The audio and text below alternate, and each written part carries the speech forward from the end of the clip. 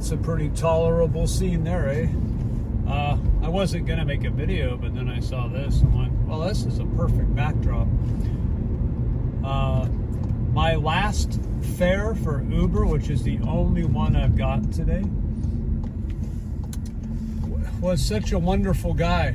I just want to make this quick and intense. The takeaways for this guy from Georgia, who's about my age, born in 1970. I took him all the way up to the fancy KOA campground resort. That's up by West Glacier.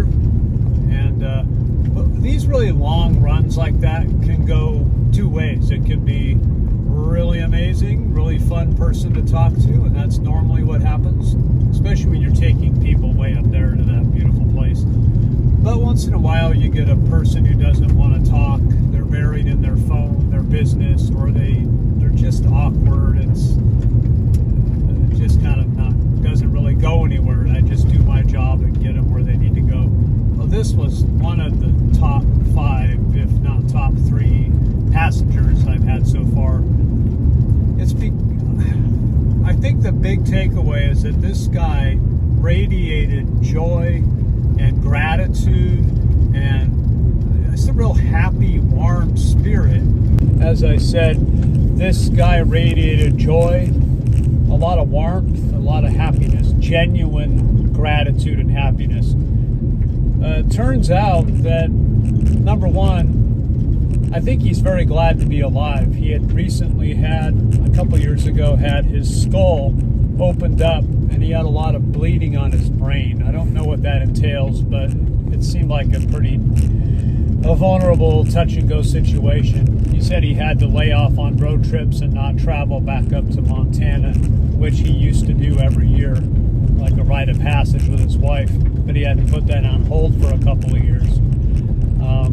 And he showed me the scar on his head. He's just a big, real rolly. The other thing that we quickly discerned was that he wanted me to know that he lived outside of Atlanta, which is not his cup of tea. He doesn't like the violence, the politics, a lot of the culture. And then he said, no, I'm more in that classic old Georgia Bible Belt, living in a smaller town about an hour north of Atlanta. And he mentioned he went to church,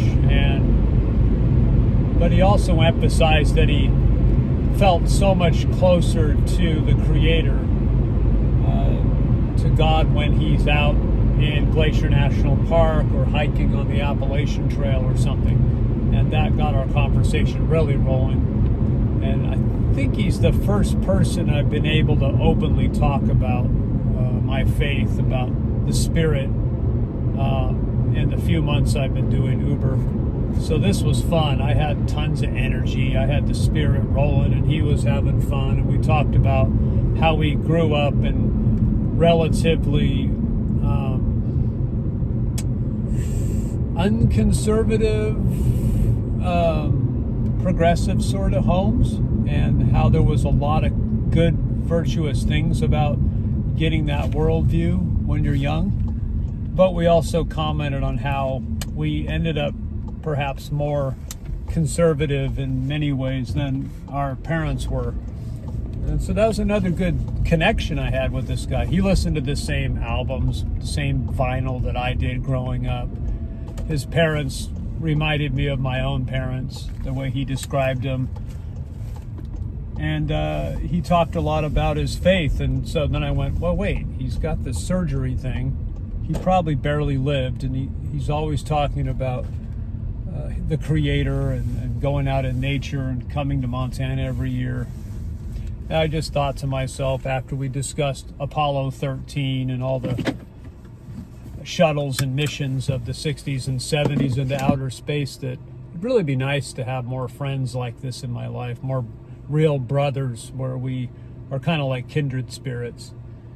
And so I guess I'm setting up a prayer that I'll meet and try to be more intentional about attracting these sort of men into my life.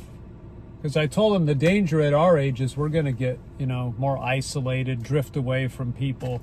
Because, people are really imperfect, including ourselves, and we tend to get tired of the betrayals and how people are so imperfect and annoying. We start to yell, "Get off my lawn, get out of my RV spot. Why can't you guys live up to the hype that you created and talked about?" All that stuff.